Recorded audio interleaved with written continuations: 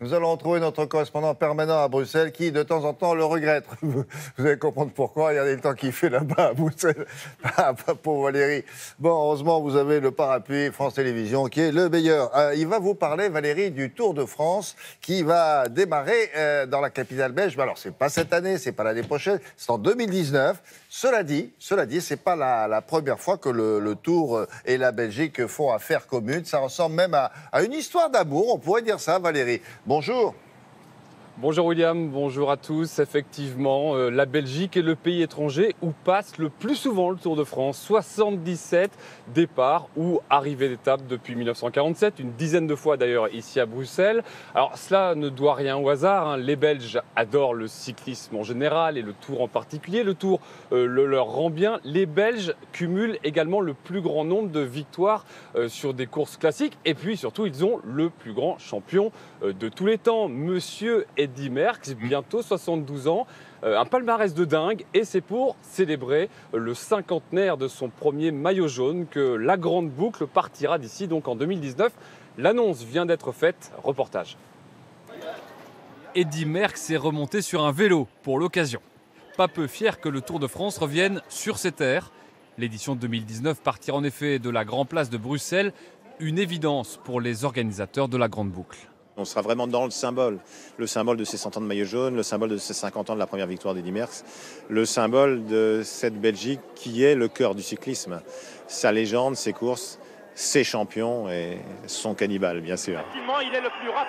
Le cannibale, c'était le surnom d'Eddy Merckx, parce qu'il ne laissait aucune chance à ses adversaires. 5 Tours de France remportés, 525 victoires accumulées en 18 ans de carrière. Un champion très populaire. C'est incroyable, on en voit encore la chair de poule parce que vraiment je ne m'attendais pas du tout qu'il y ait autant de monde après ma première victoire dans le Tour. Bon, je savais que la Belgique attendait depuis 30 ans une victoire dans le Tour de France, mais je ne m'attendais certainement pas qu'il y ait autant de monde ici. Bruxelles, assez géant. Bruxelles et le Tour, c'est une longue histoire.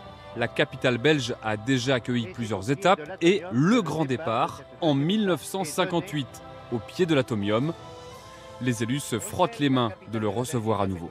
On peut faire de cet événement une réussite aussi sur le plan économique et social, avec des retombées en matière d'emploi, c'est important, et puis des retombées à plus long terme en termes de tourisme et de visibilité de Bruxelles partout dans le monde. En attendant le grand départ en juillet 2019, le Manneken Pis, célèbre emblème de la ville, a déjà revêtu son maillot jaune. Cela dit, Valérie, les Belges n'auront pas à attendre 2019 parce qu'ils vont le voir passer là dans un mois, non ?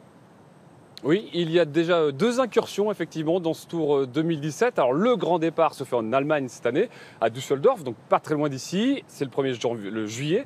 Dès le 2 juillet, bien deuxième étape, c'est le Düsseldorf-Liège, étape incontournable dans le circuit du vélo, puisque Liège accueille la doyenne des classiques, Liège-Bastogne-Liège, et puis après ce sera Verviers-Longwy. Donc pour revenir en France, ça ce sera le 3 juillet. Nul doute que les Belges sauront montrer au Tour de France qu'ils aiment le vélo et le Tour en attendant le grand départ ici en 2019. Et ils aimeraient montrer aussi qu'il fait beau en Belgique assez régulièrement au mois de juillet. Dans un mois, il fera très beau. Oui, il fera très beau dans un mois. Pas toujours le cas au mois de juin.